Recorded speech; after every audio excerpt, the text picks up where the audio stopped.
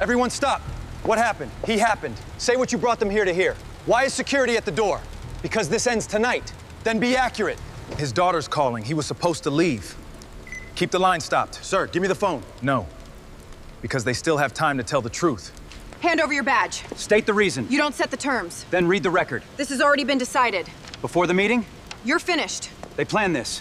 This badge means nothing now. Log what you're doing. Security, remove them. Do you want both pieces recorded? Throw them away. Log both. Stop giving orders. I'm preserving evidence. He broke it in front of everyone. Sir, step toward the exit. Seal both pieces. You're still pretending this matters? More than you think. Is that a threat? It's a record. Just leave quietly. You made it public. Walk him out. Someone say something. They'll fire us too. I'm recording. Don't let them see. Put that tablet away. Keep it offline. Who are you? Not the question you should ask. Take the tablet. No. Dad, they called my row. Who are you calling? Legal. Are you invoking emergency authority? Yes. Names? Names. Every executive involved. What did he do? Why are the screens changing? Preserve everything. The whole warehouse fell quiet the moment the site director ripped Marcus Hale's badge in two and told security to walk him off the floor. Across town, his 12-year-old daughter was waiting for the father-daughter ceremony he'd sworn he wouldn't miss.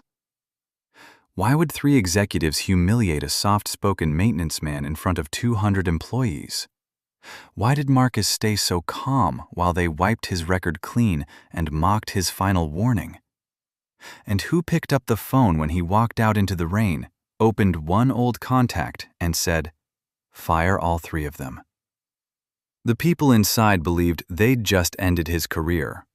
By midnight, they'd find out whose company they'd actually been running. The loading bay door banged shut behind Marcus, and the warehouse noise dissolved into the sound of rain. Owen Marsh stopped under the yellow security lamp. "I need your badge." Marcus opened his hand. 2 broken halves sat in his palm, the crack cutting straight through his photo. "You watched him tear it." "Doesn't change that I have to log it." "Then log both pieces." Cold water ran down inside the collar of his gray work jacket. Through the glass, nearly 200 employees still stood there. Nobody stepped forward. Ethan Briggs kept his eyes on the floor. A woman crumpled a paper cup in both fists. Owen sealed the badge inside a clear envelope. "You can appeal through HR." "Dana's the one who signed it." "Then regional." "Victoria signed off too." Owen's grip on the envelope eased. "I'm sorry about your daughter." Marcus checked his phone. 8:11 p.m. 4 missed calls from Ava. Under them sat a photo of an empty folding chair beneath white auditorium lights, a card taped to the back that read, "Dad." Rain drummed the awning. His thumb hovered over the picture until the screen went dark. "Give me 5 minutes." "You're not allowed on this property." Marcus looked down at the red line painted under his boots. "I'm outside it." Owen stepped back. Marcus pulled up a saved contact stored under a single letter. Rachel Sloan picked up before the second ring. "Marcus?" "Preserve Hub 7. Her chair scraped back. "Say that again." "Freeze all deletion rights. Mirror the maintenance logs, the payroll changes, the camera footage, and every complaint closed this year." "Are you invoking emergency authority?" "Yes." "On whose recommendation?" "Mine." Keys started clicking on her end.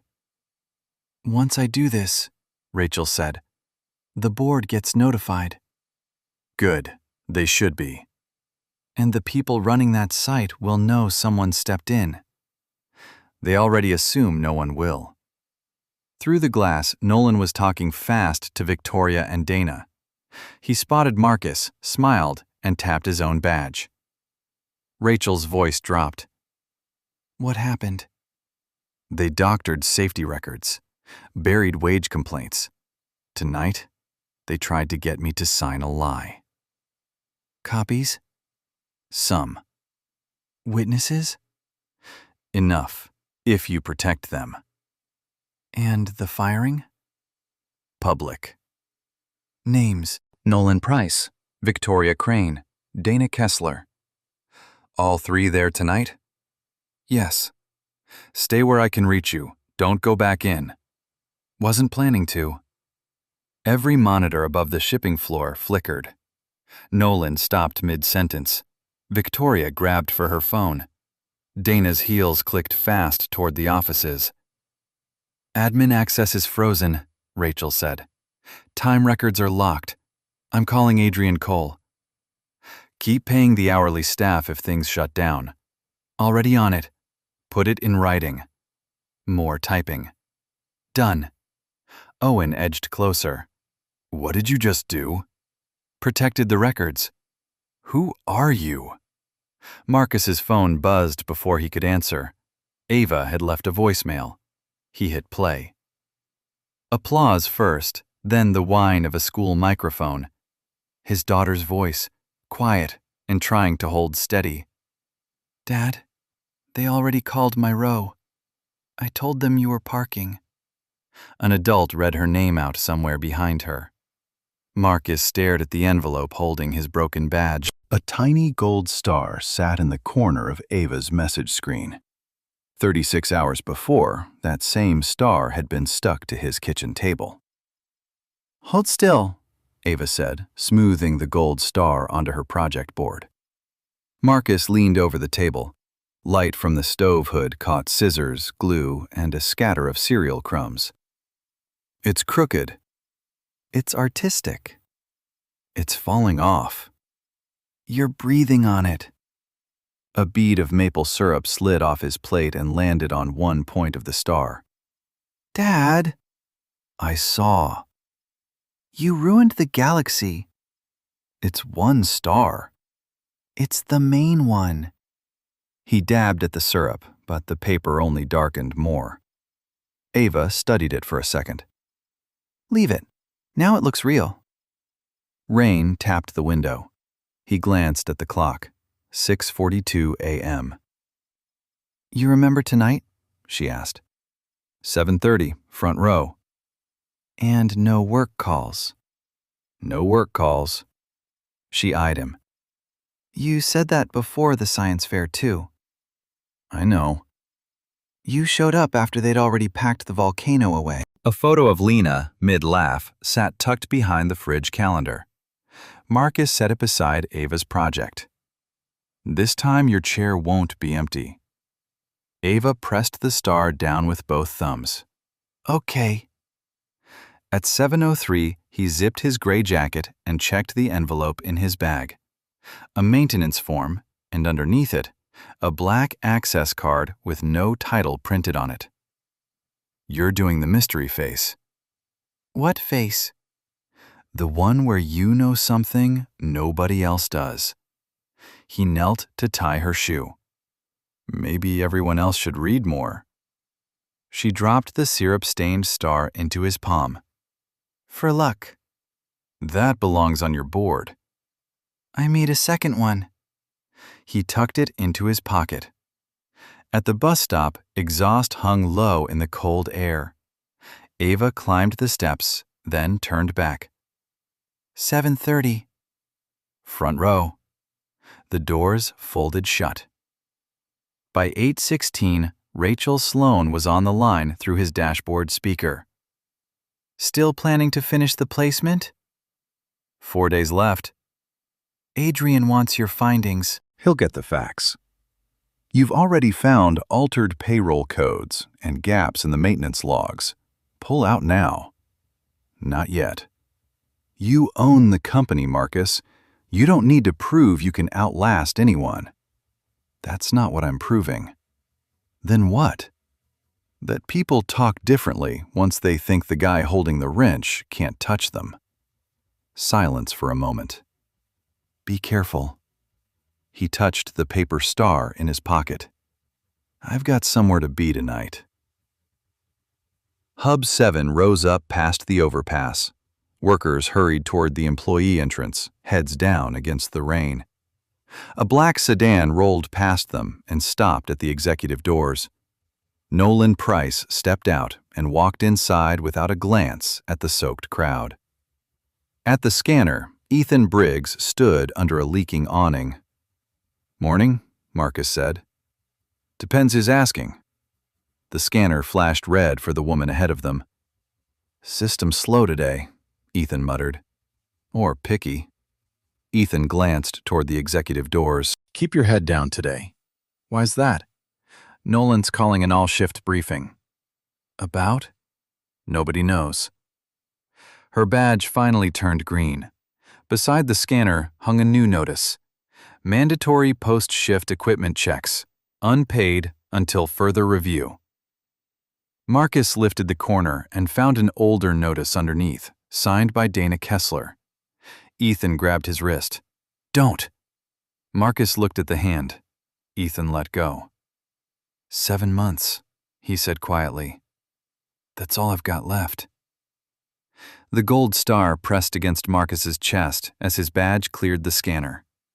Past the doors, a warning light blinked above Conveyor 4, half hidden under gray tape.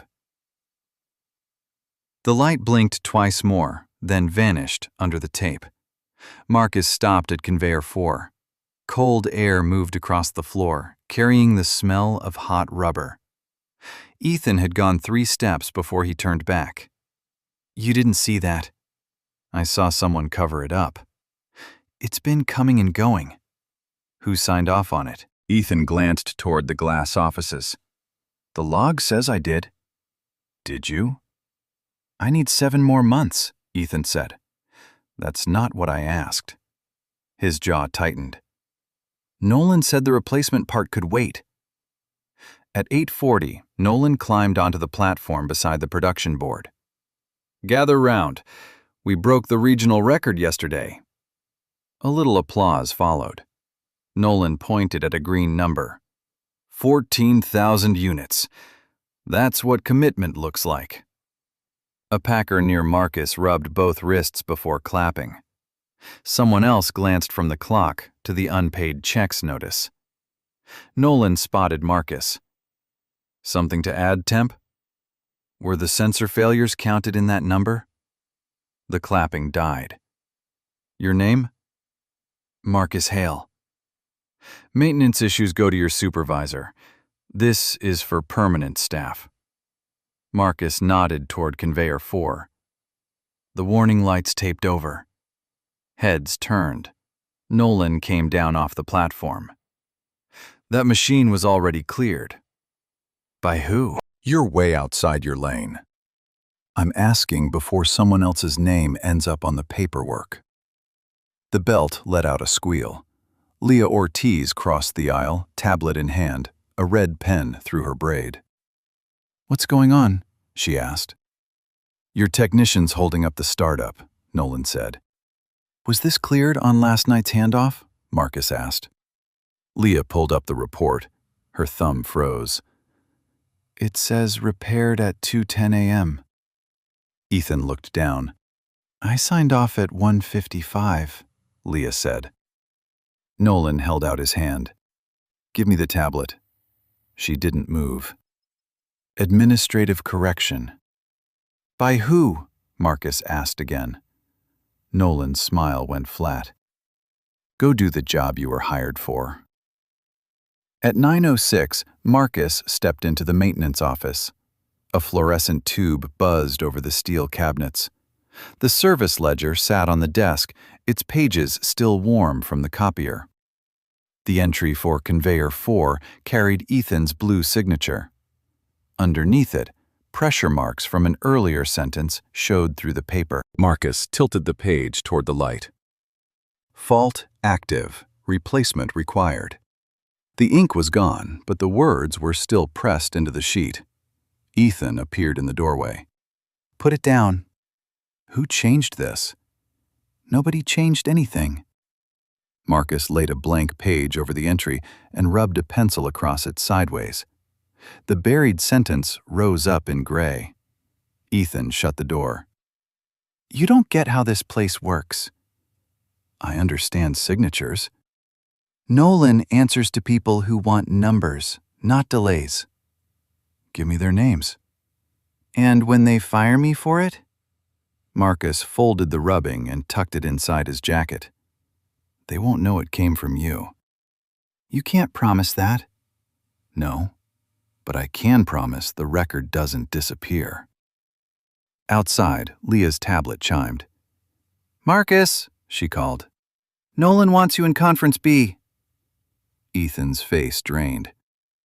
They don't call temps into Conference B. Marcus reached for the door. Today they do. As he stepped into the hallway, the warning light started blinking through the tape again. Conference B smelled like burnt coffee and hot printer toner. Nolan stood at the window holding Leah's tablet. Ethan hovered near the door. A vent rattled overhead. Sit, Marcus. I'll stand. Nolan tapped the screen. You challenged me in front of the whole shift. I asked who cleared a fault. You implied fraud. I asked for a name. Leah crossed her arms. That repair entry showed up after my handoff. You're here to observe, Nolan told her. Marcus set the pencil rubbing beside a fresh copy of the log. Ethan stared at the gray words bleeding through the page. That proves nothing, Nolan said. It proves there was another entry. It proves you damaged a document. I never put ink anywhere near the original. You're a temp technician. Your job is keeping equipment running. My job is writing down what it says. Nolan turned to Ethan. And your supervisor signed off on the repair. Marcus faced him. Did you write fault active? Ethan fumbled with his collar, missing the button twice. Nolan, Leah said, let him answer. The signature on the fresh copy was still glossy blue at one edge. Beneath it, the old sentence had pressed deep grooves into the paper. Marcus slid the page toward Ethan. Is that your ink? Ethan's mouth opened. Nolan covered the log with his hand. Careful. The word came out soft. Ethan sat down. I signed a completion sheet. For this repair? For a whole stack Nolan handed me. When? After midnight. Leah frowned. The system says 2:10. I left at 1:40. Nolan reached for the rubbing. Marcus folded it away inside his jacket first. You're off maintenance review, Nolan said. On what grounds? Insubordination. Put it in writing. Nolan yanked the door open.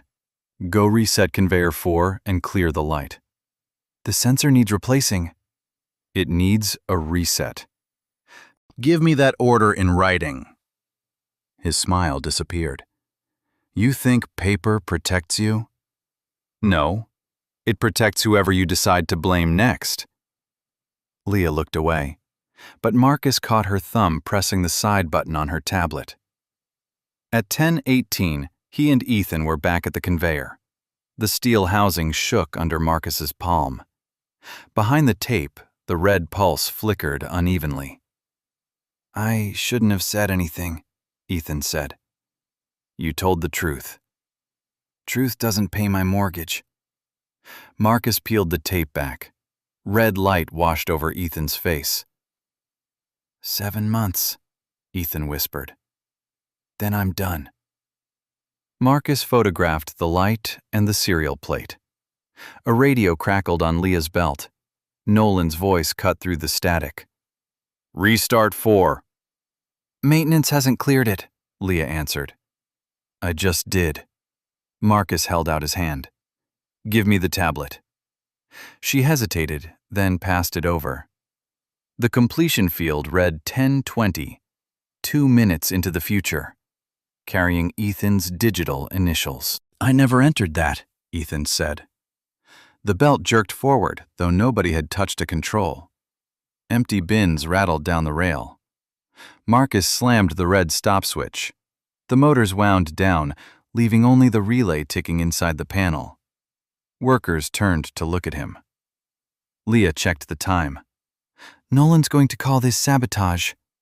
Marcus handed the tablet back. Then he can explain why the repair was logged before we even got here. The last bin rolled 6 feet and knocked to a stop. For one breath, Hub 7 held nothing but rain against the high windows and the relay clicking in conveyor 4. Then Nolan's voice burst through Leah's radio. "Restart it, now!" Marcus kept his hand on the stop switch. "Send the order." "I just gave it." "In writing." Workers up and down the line froze, scanners hanging over unread labels. Nolan came storming down the aisle at 10:22. "Do you have any idea what 7 minutes costs this facility?" Leah checked her tablet. We're at 43 seconds. We'll hit 7 because he wants an audience. Marcus touched the vibrating panel. The repair was filed before anyone inspected anything. Not your concern. It became mine the second the conveyor started without clearance. Nolan stepped close enough that Marcus caught peppermint over stale coffee. "Move your hand. Put your name on the restart order." "My name's already on this building." "No, it's on the door." A scanner beeped behind them. Then another. Nolan turned to Leah. "Override him." She didn't reach for the controls. "Maintenance hasn't released the line." "I'm releasing it." "Then put the override in the shift record." His jaw clenched. The production clock ticked to 3:17. Nolan raised his voice. "Everyone hearing this? This is what happens when temp labor mistakes caution for authority. One man decides his feelings matter more than 200 paychecks." Most eyes dropped to the floor. Marcus asked, "Are people getting paid for equipment checks after clockout?" The aisle went dead silent. "That has nothing to do with this." "Then answer it." Nolan pointed at the button. "Restart the line." "In writing." At 05:41, Ethan showed up with a replacement sensor in a torn box. "Found one in storage," he said. Nolan stared. There was no replacement. "There is now." Marcus opened the box. Seal unbroken, manufacture date 8 months old. "How long's that been sitting there?" Leah asked. "Since winter." Nolan folded the flap shut. "Install it after the shift. Restart now." Marcus stepped back. "Why the rush?" "Because every minute costs money." The clock hit 7:03. Nolan slapped the reset. Nothing happened. An amber light lit up under the panel. Lockout. Service required. Ethan knelt and loosened the housing screws. Marcus held the flashlight while warm, rubber-scented air drifted out of the vents. Leah stood off to the side, tablet pressed against her vest. Nolan noticed. "What are you doing?" "Closing out the shift report." "Delete the stoppage note." "System won't let me." "Start a new one then." Her thumb hovered. "Already saved." "You think that protects you?" Marcus swung the light toward the wiring. "It protects the record." At 10:31, Conveyor 4 hummed back to life. Workers returned to their stations, but now they were watching Nolan. His radio crackled. "Mr. Price," a receptionist said. "Regional VP Crane just arrived early. She's got HR with her." Nolan's smile settled into place, though it never reached his eyes. "Conference room," he told Marcus. "All shift meeting in 20 minutes. Behind him, Leah quietly moved her saved report into an offline folder and locked the screen. At 10:51, the warehouse chime rang 3 times. Employees gathered between the loading lanes. Conveyor 4 ran smoothly with its new sensor. Nolan stood on a portable platform beside Victoria Crane and Dana Kessler. Victoria's cream coat was buttoned to the neck. Dana clutched a gray folder to her ribs. "Closer," Nolan called. "This concerns everyone." Marcus stayed near the back. Leah stood beside him, tablet locked. Ethan crushed the rim of a paper cup without drinking from it. Nolan raised a microphone. This facility lost 7 minutes because one temp worker ignored direct instructions. Heads swiveled toward Marcus. Victoria smiled. 7 minutes turns into missed orders. Missed orders turn into lost jobs.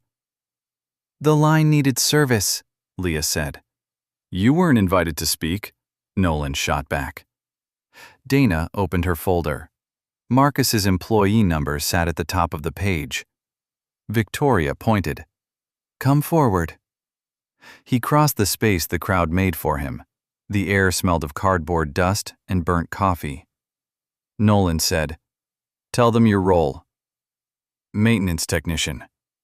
Temporary maintenance technician. For this assignment. And who gave you the authority to halt production? The lockout did. Murmurs rippled through the crowd. Nolan held up Leah's report. Mr. Hale challenged his supervisors, photographed documents, and interfered with output. Marcus looked at Dana. Did you review the falsified repair time? This meeting is about conduct. Whose? Dana's grip tightened on the folder. Victoria stepped closer. People like you confuse getting noticed with being important. Ethan's cup cracked dryly in his fist. Something to say? Nolan asked him. Ethan smoothed the cup against his leg. No, sir. Right. Most people here know their place. Marcus said, Does that place include unpaid work after clock out? Someone whispered, He saw the notice. Dana closed the folder. Those hours are under review. For how long? Don't turn this into theater, Victoria said. You pulled 200 people off their stations. The microphone squealed in Nolan's grip. You think staying calm makes you untouchable? No? Then apologize to this shift. For replacing a broken sensor? For undermining leadership. A packer lowered her scanner. An older worker pulled off his cap and said nothing. Leah's thumb hovered over the edge of her tablet. I won't sign off on a false repair, Marcus said. And I won't apologize for stopping equipment that locked itself out. A forklift beeped somewhere behind them.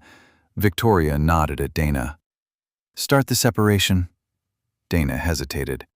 We haven't finished the interview. We're finishing it now. Leah stepped forward. The report's time-stamped. So is the replacement part. Nolan pointed at her.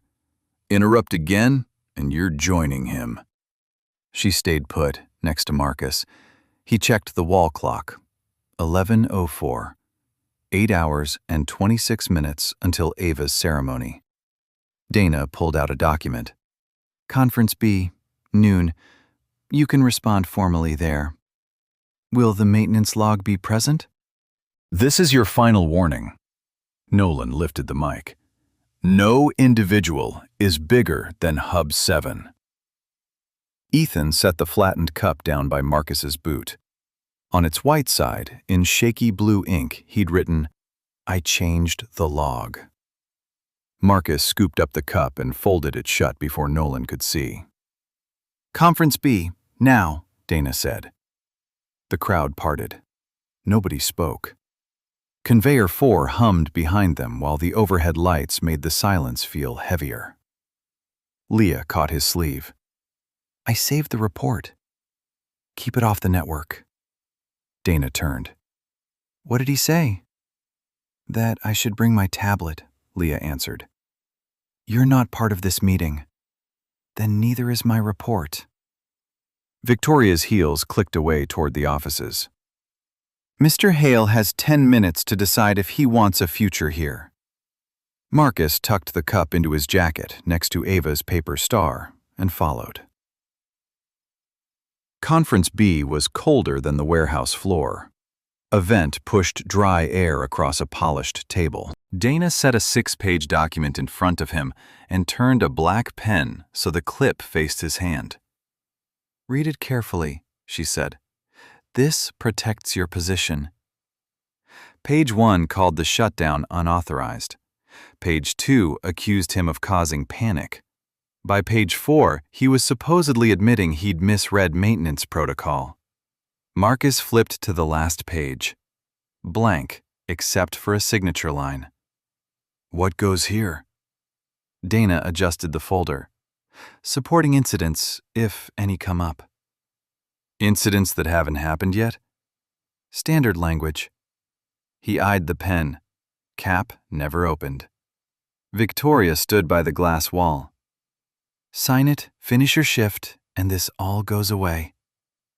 Does the doctored log go away too? Nolan leaned in. You're not exactly in a position to negotiate. I'm not negotiating. Then sign. Marcus slid the pages back across. Take out the false statements. Dana's tone softened. You have a daughter, don't you? His eyes came up. I pulled your emergency contact form, she went on. Single income, no second guardian listed. Think about what refusing this actually costs you. The vent clicked off. For a moment, only the wall clock moved. Leave her out of this, Marcus said. I'm trying to help you. No. You're measuring how much pressure I can take. Dana's hand stopped over the folder. Victoria checked her watch. Your request to leave at 6:30 is denied. It was approved last week. Operational needs changed. My daughter's ceremony starts at 7:30. Nolan smiled toward the glass. Should have thought of that before you stopped my line. Marcus pulled out his phone. The calendar entry read, AVA, front row, 7:30 p.m. Dana lowered her voice. Sign this, and I can look at the schedule again. He turned the pen once, then set it back exactly where it had been. No. Nolan opened the door. Warm warehouse air rolled in, carrying the smell of cardboard and machine oil. Then we'll deal with this in public at 7:30, he said. Full shift, same platform. Dana looked at him. That's not necessary. It is now. Victoria gathered up the unsigned pages. You stay on duty until the meeting. No calls, no early leave, no access to maintenance records. Marcus stood. Put that in writing, too. Nolan laughed once. You still think paper's going to save you? Marcus touched the folded cup inside his jacket. No, he said, but it might save someone else. As he stepped into the hallway, his phone buzzed with a message from Ava. I saved you the chair. At 7:26 p.m., the warehouse chime rang 3 times. Marcus stood beneath the platform. Ava's text still glowed under his thumb. I saved you the chair. Nolan took the microphone. Everyone stop! Conveyors slowed. Forklifts settled with a hiss of hydraulics. Cold air rolled through the loading doors, carrying rain and diesel into the aisle. Victoria stood beside Dana. Owen Marsh waited near the exit with an evidence envelope. Nolan looked down at Marcus. You were given a final chance. To sign a lie. To take responsibility. For a repair completed before it even happened? A murmur moved through the crowd. Dana opened the gray folder. Marcus Hale, your assignment is terminated effective immediately for insubordination, interference with operations, and refusal to follow corrective procedure. Leah raised her tablet. The timestamps say otherwise. Victoria pointed at her. Put that away. No. The word landed harder than a shout would have. Nolan stepped down. Badge. Marcus pulled it from his jacket. Owen reached for it, but Nolan snatched it first. Wanted paper to protect you? Nolan asked. He bent the badge until the plastic snapped. Half of it hit Marcus's boot. Nobody moved. A scanner beeped somewhere down the silent line. Once. Then again. Marcus crouched, picked up the broken half, and pressed both pieces into Owen's hand. Log both. Nolan raised the mic. This is what accountability looks like. Marcus looked past him at 200 faces. Leah kept her tablet up. Ethan stared at the floor. A packer wiped both palms on her vest and turned away. At 7:31, across town, Ava waited behind a blue curtain while applause rolled through the auditorium. "Is your father in the front row?" her teacher whispered. "He's parking." The curtain smelled like dust and hot stage lights. Ava walked out carrying her project. In the front row, a folding chair had a white card marked "Dad" taped to it. It was empty. She gave her presentation without looking at it again. Outside Hub 7, rain hit the metal awning like gravel. Owen sealed the 2 badge halves in the envelope. "You can't appeal," he said. "Dana signed it." "Regional, then?" "Victoria signed off." Owen looked down. "I'm sorry." Marcus checked his phone. 4 missed calls. Then a photo came through. The empty chair under the auditorium lights, Ava's gold star sitting on the seat. His fingers wouldn't work the jacket zipper. He tried twice before finally pulling the paper star from his pocket. A voicemail followed. "Dad, they called my row. I told them you were parking." Someone read her name in the background. Applause rose, then the recording cut off. Marcus sat down on the wet concrete barrier. Cold soaked through his work pants. He pressed the phone to his forehead. Leah appeared behind the glass doors, but Owen blocked her path. "Marcus," she called. "I've got the recording." He looked at the protected contact on his screen. 1 letter. R. His thumb hovered. 1 call could get his job back, expose a lie, maybe empty 3 offices before sunrise. It couldn't put anyone in that empty chair. He almost locked the screen. Then Nolan pointed at Leah's tablet and told Owen to take it. Marcus hit call. Rachel answered before the second ring. "Marcus?" Rain hissed off the awning. Through the glass, Owen reached for Leah's tablet. "Preserve Hub 7, Marcus said. Rachel's chair scraped back. "Say that again?" "Freeze deletion rights. Mirror the maintenance logs, payroll changes, camera files, every complaint closed this year." "Are you invoking emergency authority?" "Yes." "On whose recommendation?" "Mine." Keys started clicking. Nolan pointed toward the security desk. Owen hesitated between him and Leah. "Once I start this, the board's notified," Rachel said. "Good." "And local leadership will know someone stepped in." "They already assume no one will." Ava's gold star softened in Marcus's wet palm. He started to fold it, then stopped. "What happened?" Rachel asked. "They doctored service records, buried wage complaints, tried to force a false confession out of me." "Copies?" "Some." "Witnesses?" "Enough if you protect them." "Names?" "Nolan Price, Victoria Crane, Dana Kessler." "All 3 there?" "Yes." "Stay outside. I'm locking admin access now." Inside, the screens flickered. Green charts vanished. Every monitor went black, then filled with red text. Access suspended. Nolan froze under the platform. Victoria grabbed her phone. Dana's heels hammered toward the offices. "What did you do?" Owen asked through the door. Marcus lowered the phone. "Protected the records." "Who are you?" Rachel came back. "Worker time data's locked. Email deletions disabled." "Keep hourly payroll running if they shut things down." "Already drafted." "Put it in the order." A pause. "Done." Leah clutched her tablet to her chest. Nolan demanded it again, but the screen had already changed. Access suspended glowed across her face. Dana swiped her badge at the office door. Red light. She tried again. Red. Workers near Conveyor 4 slowed down, watching the same people who'd told them to keep moving. "I'm calling Adrian Cole," Rachel said.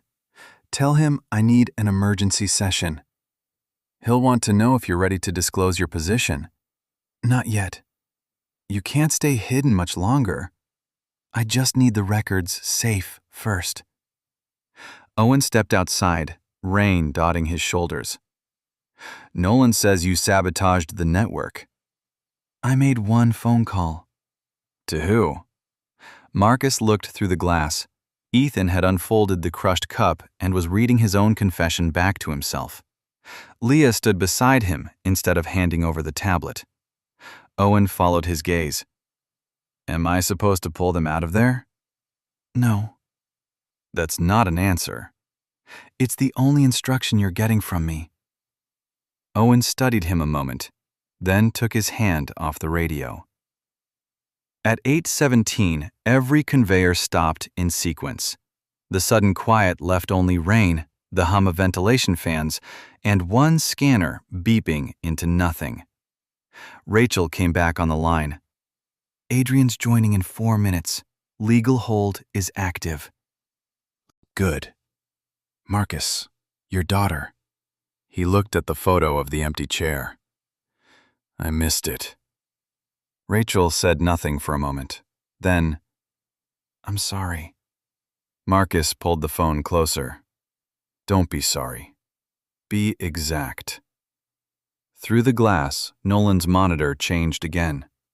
Beneath "Access Suspended," a second line appeared. "By order of the controlling shareholder." Nolan read it twice, then turned toward Marcus.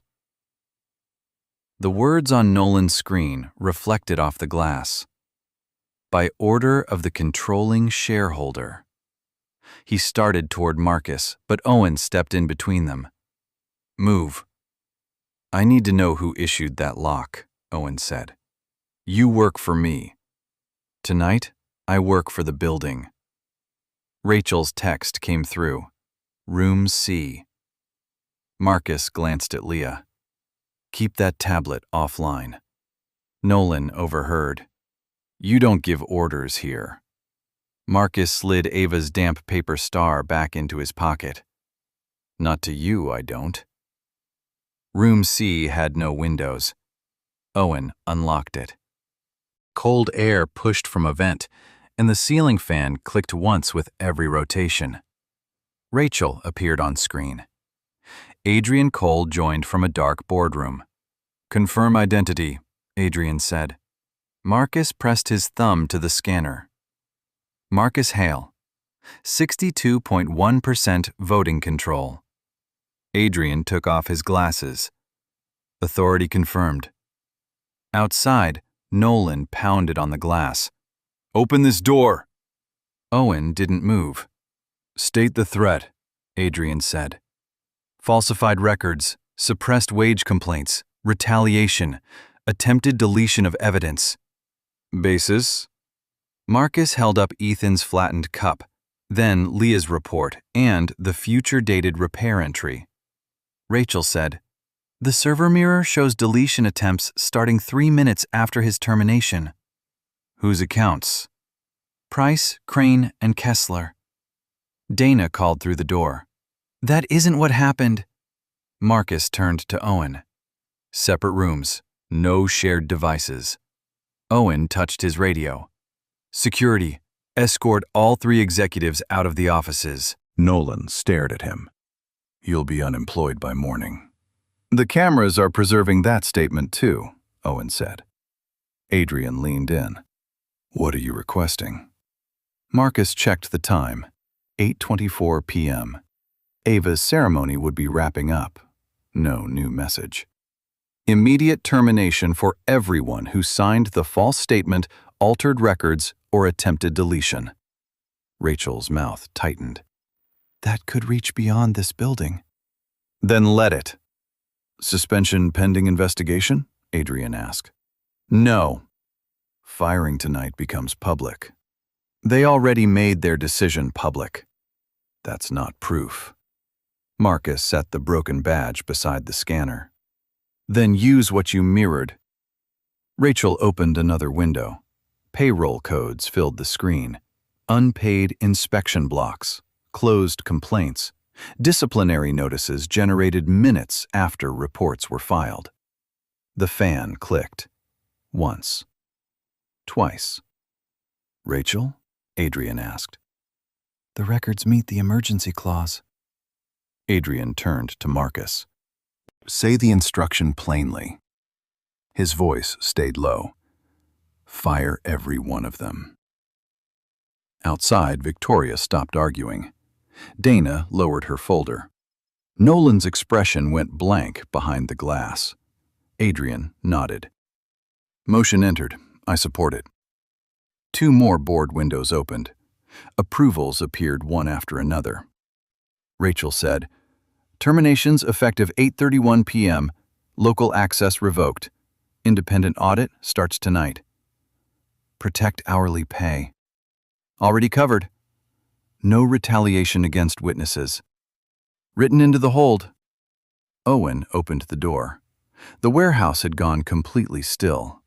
Nolan stood without his executive badge. Who are you? Marcus walked past him without answering. His phone rang. Ava. He watched her name flash through 2 rings before he answered. Dad? I'm here. A shaky breath came through the speaker.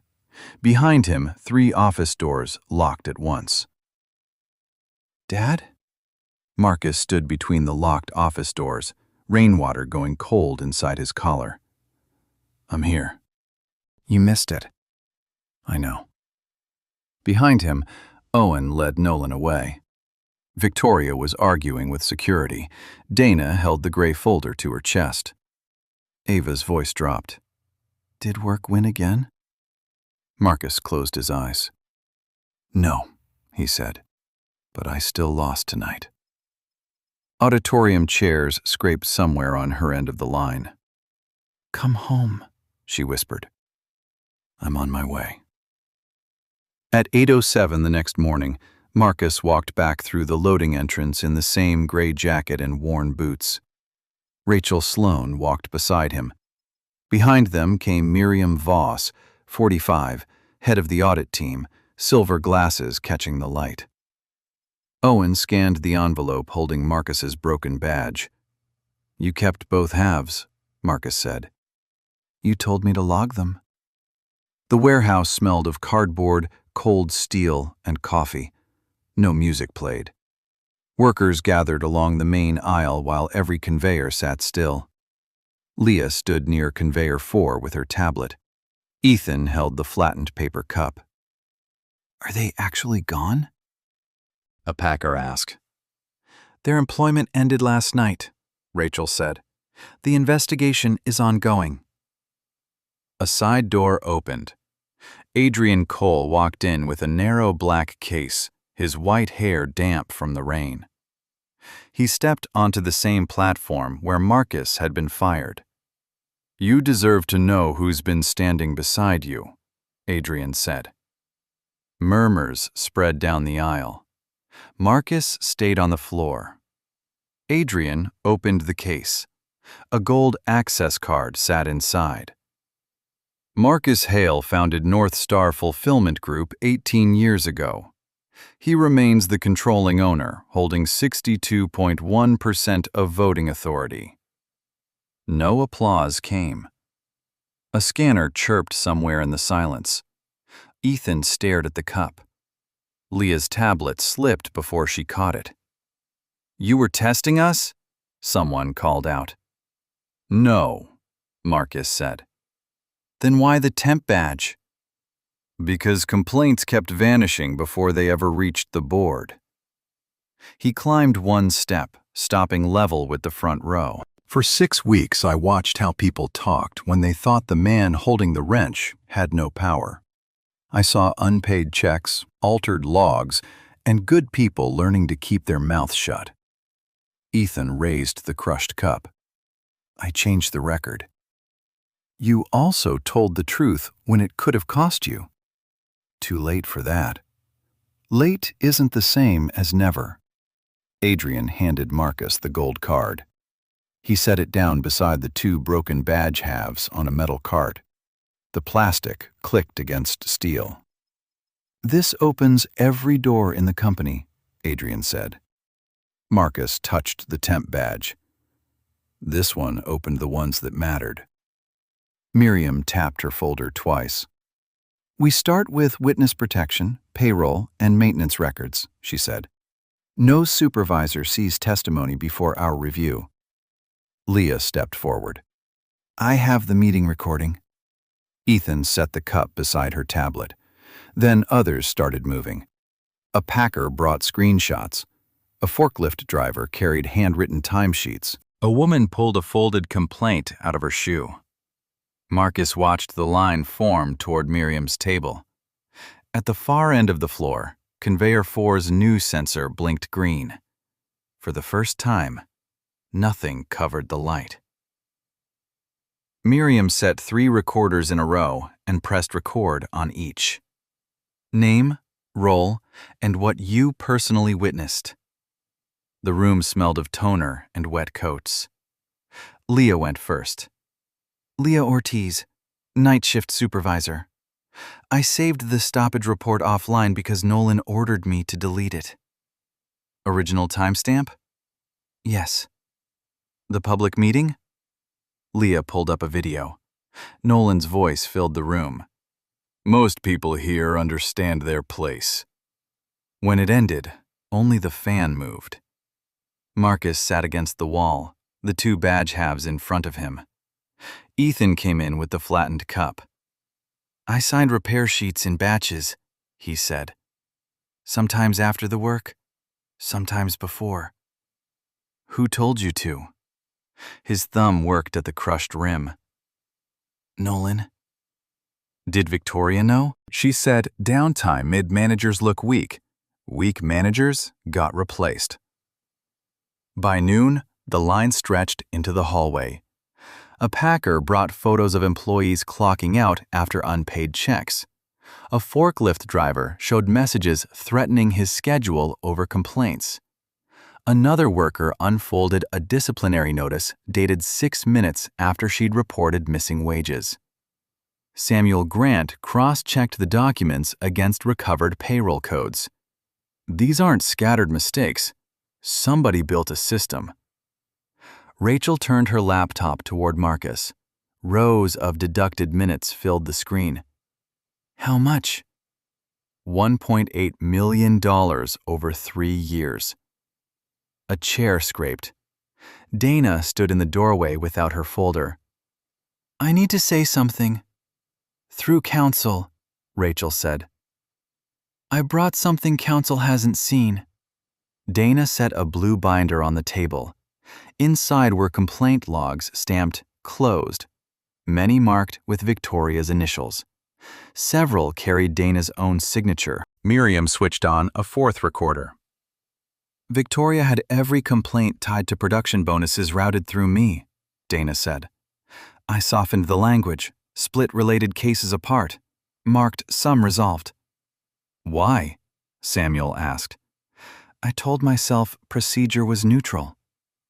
"Was it?" "No." Rachel turned a page. "Did you draft Marcus Hale's termination before his final meeting?" "Yes." "Before he refused to sign?" "Yes." "Did you know the last page was blank?" Dana pressed both palms flat on the table. "Yes." The room seemed to close around the word. "Why keep the binder?"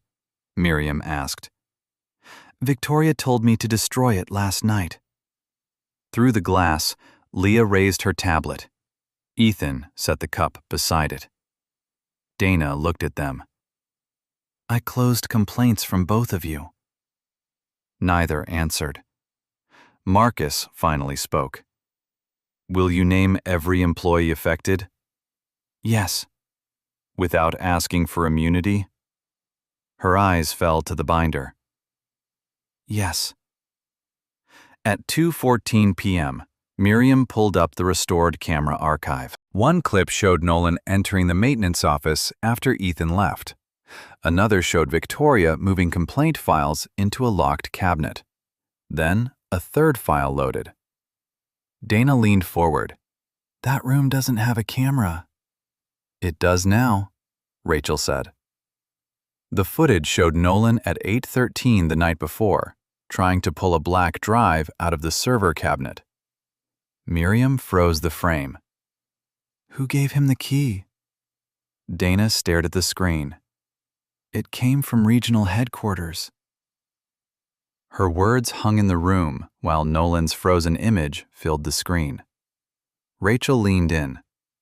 "Who issued it?" "Victoria's office. Emergency access. No electronic trail." Miriam closed the laptop. "Then this goes to the board." At 9 o'clock that night, rain blurred the windows. Nolan, Victoria, and Dana sat on one side of the table. Marcus sat at the far end with Rachel and Adrian. Miriam started without a greeting. Recovered files show falsified maintenance records, suppressed wage complaints, retaliation, and an attempt to remove server evidence. Nolan shoved his chair back. "I relied on my department heads. If a technician entered bad data, that's on him." Ethan's recorded voice played. "Nolan gave me the sheets, said sign the stack or lose the pension schedule." "He's covering himself," Nolan snapped. Leah's clip followed. Nolan's voice again. "Delete the stoppage note. Start a new report." When it ended, Marcus stared at the black screen. The three former executives showed up only as dim reflections, each looking a different direction. Victoria spoke first. "Those clips are missing context." Rachel slid a report across the table. "Your bonus rose every time downtime fell. Complaints tied to output got closed under your authorization." "I never told anyone to steal wages." "You called unpaid post-shift checks discipline hours." Victoria glanced at Dana. "That phrase came from HR." Dana kept both hands beside the blue binder. "You dictated it." The ventilation clicked off. Rain tapped the glass. Adrian asked, "Did you order the complaint files destroyed?" Victoria let 7 seconds pass. "I ordered the archive cleaned." "Destroyed?" Her shoulders dropped. "Yes." Nolan rounded on her. "You approved every metric we hit." "And you fed me the numbers I wanted." "You wanted the promotion." "So did you." Marcus's broken badge sat in front of him, the two halves unable to meet. Miriam opened the payroll analysis. $1.8 million withheld over 3 years. Your office got weekly summaries. "This facility would have closed without those numbers," Nolan said. "Then why hide them?" Marcus asked. "You built a company that rewards results." "I built one that was supposed to pay people for their time." Victoria took off her glasses. "I stopped seeing names. Every delay felt like a threat. Every complaint felt like someone trying to wreck the quarter." "That explains the choice," Rachel said. "It doesn't erase it." "I know." Dana opened the binder to a list of employees, some marked red, some blue. "I want to notify them myself." "You no longer represent this company," Rachel said. "Then let me do it, as the person who signed the letters." Marcus studied her. "You won't ask for forgiveness." "I won't." "You'll state the amount, the repayment date, and the appeal process." "Yes." "Someone independent will be there." Dana nodded. Adrian closed the folder. "The terminations stand. Regulatory referrals will follow. Compensation notices start today." The screen went dark. For a moment, the 3 former executives were nothing but pale shapes reflected in the glass. Nolan left first. Victoria followed. Dana lingered long enough to pick up the first red-marked name. It was Leah Ortiz. Dana read Leah's name twice before stepping into the temporary conference room. Leah sat across from her, Miriam beside her, tablet face down on the table. "I closed 3 of your complaints," Dana said. "The company will repay 46 hours plus penalties. You can appeal." Leah didn't touch the envelope. "Why 3? 1 looked like an accident. 3 looked like a pattern. And a pattern would have reached the board." "Yes." The fluorescent light buzzed. Outside, forklifts moved at half speed, their beeps muffled by glass. Leah finally took the envelope. "I don't forgive you. I didn't come here for that." "Good." By noon, Marcus had spread documents across the executive table. On top sat the old production scorecard, units per hour, idle minutes, disciplinary events. A red circle marked Hub 7's record. Rachel slid a new draft over it. Employee Protection Charter. "Independent complaint line," she said. "Paid inspection time. Outside review for any discipline issued right after a report." Samuel added, "No maintenance closure can be changed without a second signature." Adrian tapped the compensation section. "The repayment fund covers every affected worker." Marcus read the last page. "What about bonuses?" "Production weighting drops to 40%, Rachel said. "Cut it entirely." Adrian frowned. "All of it?" "Speed can't stand alone. Weight it with safety, retention, pay accuracy, and quality." "That rewrites every regional contract." "It should." Marcus laid the charter over the scorecard until only the red circle still showed underneath. At 2:30, the night shift gathered near Conveyor 4. Leah stood on the platform, one step below where Nolan's mark used to be. "They've asked me to serve as interim director," she said. A worker called out, "Do you even want it?" Leah glanced at Marcus. "I want the rules first." He held up the charter. "These start today. Complaints leave this building through an independent system. Equipment checks get paid. Retaliation triggers outside review. You'll elect 5 workers to a council with access to the audit summaries." Ethan raised a hand. "And if the next director just ignores it?" The council calls Rachel directly. "What if Rachel's gone by then?" Marcus looked out over the warehouse. Then the system failed. The answer unsettled them more than a promise would have. He handed Leah the charter. She set it on the metal cart where the broken badge used to sit. "This can't depend on you walking in with a wrench," she said. "It won't." "You sure?" "No. That's why you test it." At 5:10, employees started voting for the council. Ethan turned down his own nomination. "I stayed quiet too long," he told Marcus. "That's exactly why they nominated you." "I changed the log." "And then you wrote the truth on a paper cup." Ethan looked toward the flattened cup, now sealed in an evidence sleeve. 7 months, he said. "Retire on your own schedule, not because someone scared you into it."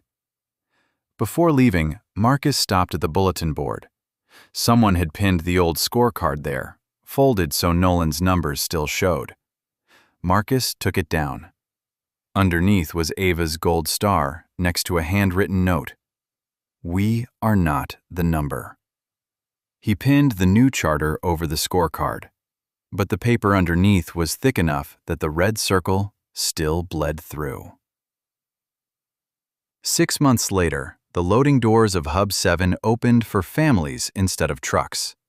Kids carried cardboard bridges and painted planets between quiet conveyors. The air smelled of cocoa and machine oil. Above the break room door hung Ava's gold paper star, the syrup stain still dark on one point. Marcus stood underneath it in his gray work jacket while Leah adjusted a microphone. "You could have worn a suit tonight," she said. I own one. That wasn't my question. He straightened a card on a folding chair marked Dad. This works fine. Leah had become permanent director after the employee council voted her in. Reports now went to Rachel and an outside monitor. Equipment checks were paid, and any discipline that followed a complaint triggered automatic review. Ethan stood near conveyor 4, its green sensor blinking openly. 7 weeks, he said. Until retirement? He nodded. Figured I'd leave angry. You still could. Considering mildly annoyed instead. He'd trained 2 younger technicians and signed every service log with both names on it now. The flattened cup hung framed in the training room. First record preserved. At 6:15, Miriam posted the audit summary. More than 200 employees had received back pay and corrected leave balances. 3 other facilities had adopted the same protections. Nolan remained under investigation for falsifying records and attempting to remove company data. Victoria's employment had ended.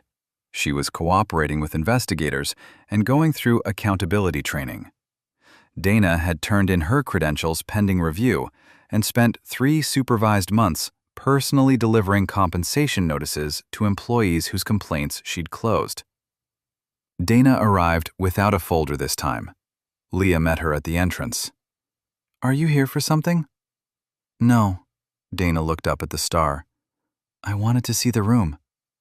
Leah stepped aside, but didn't offer her hand. At 7:28, families moved toward the stage. Ava waited behind the blue curtain with the same project board she'd carried the night Marcus was fired. The repaired star had faded, but the syrup mark was still there. Marcus sat in the front row, Lena's photo resting in his palm. Ava peeked through the curtain. You're early. By 2 minutes. 6 months and 2 minutes. That sounds expensive. It is. The lights dimmed. This time, when they called Ava's name, the chair marked Dad wasn't empty. She explained how damaged materials could be reused without hiding the damage. Halfway through, the microphone squealed. Ava steadied it and kept going. After the applause, she found Marcus by the break room door. Did you follow the science part? Most of it. The part about pressure? All of that. She kissed the corner of Lena's photo and handed it back. Outside, the rain had stopped. Families crossed the lot under a clear October sky. Marcus stayed until the last chair was folded up. Rachel came over with the annual report. Every facility passed the first review.